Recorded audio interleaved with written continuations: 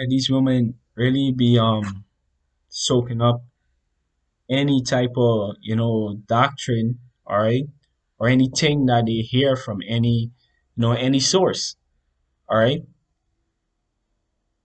You know, if Esau tell them they could leave, ah shit, I could leave, all right. You know, hey, if they watch you know some TV series, all right, and see that hey, this is the way women act in 2021, they're gonna act the same way, all right.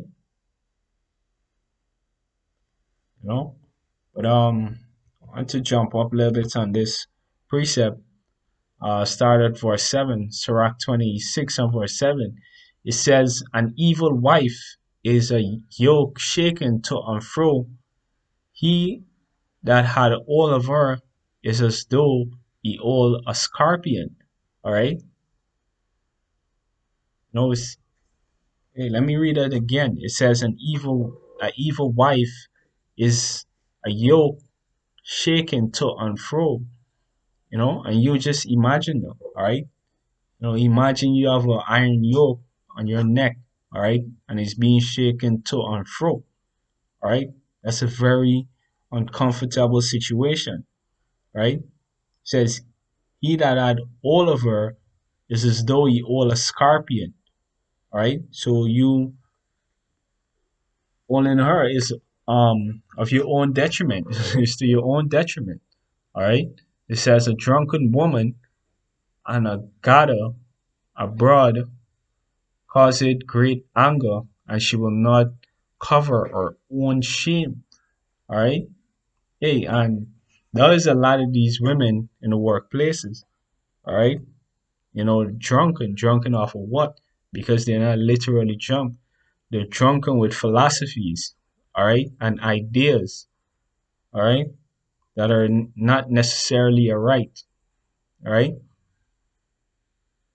You know, no reasoning that is based on actual knowledge or good reasoning. Just emotion and irrational logics. All right. So drunken women and a god abroad. All right.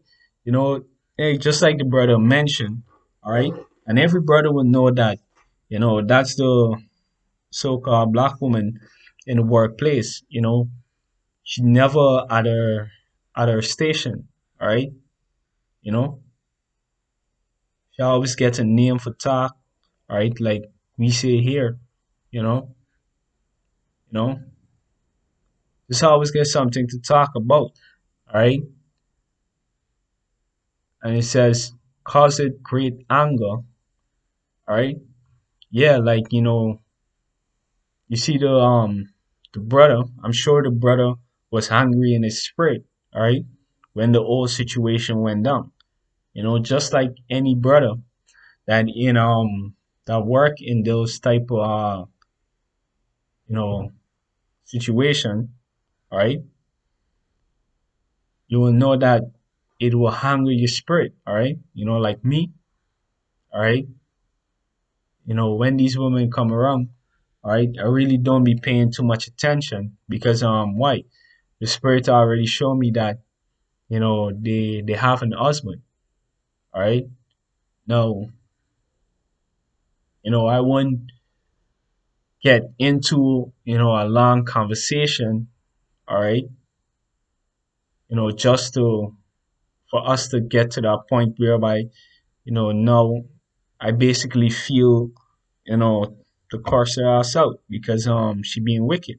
I was just lay it down easy, all right? Disengage the conversation, from the start, all right? Which sometimes I'll just be more subtle with it, all right? Give a nice smile and whatever, but I'm really not interested, all right? And hey, I know other brothers is the same, you know. It says, and she will not cover her own shame, all right? Yeah, like the female that the brother was referring to, She just puts a business out there, right? And that's one of the things that these women do a lot. They just put the business out there, like just talk out the entire story, like, you know, you know. Verse 9, it says, the whoredom of a woman may be known in her haughty looks and eyelids. All right. You know, that's why when these women go out, all right, you know, they always put on the artiest, clothing. All right. Going back to Jeremiah 4 and last two verse, if I'm not mistaken. All right. Which I probably didn't get up. It says, the whoredom of a woman may be known in her haughty looks and her eyelids. Right? Yeah, like the eyelids is a big thing right now. Like the brother, one of the brother in our camp actually, went into the history. All right. You know, I think the term is blinky blinky. All right, but you know, in other words, we call it umbrellas. All right, and an inside joke. But yeah, brothers could look up the term winky blinky up. It's actually go back to prostitution. All right, with them long eyelids. All right, that's something that was popular amongst prostitutes. All right, now here, it is in 2021. All right, women that are supposed to be, of a higher standard are actually doing these things. All right, that's the boredom that is inside of them. Like the scripture says, a man thinketh, so is he. All right, you know. Yeah, let me get on in Jeremiah 4.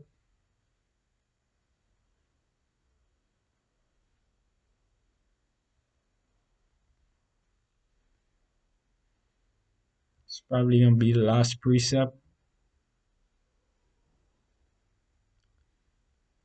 Yeah, just wanted to make this video, all right, right quick because the brother actually made a beautiful video, all right, and the spirit came on me to basically add to the video, all right. Jeremiah 4 and 30, it says, and when thou art spoiled, what wilt thou do? Though thou deckest thyself with crimson, though thou deckest thee with ornament of gold, though thou rentest thy face with painting, in vain shalt thou make thyself fair. Thy lovers will despise thee, they will seek thy life. Alright? Notice the scripture say thy lovers, alright? Because most of these women, alright, actually have more than one lovers. Alright? You know?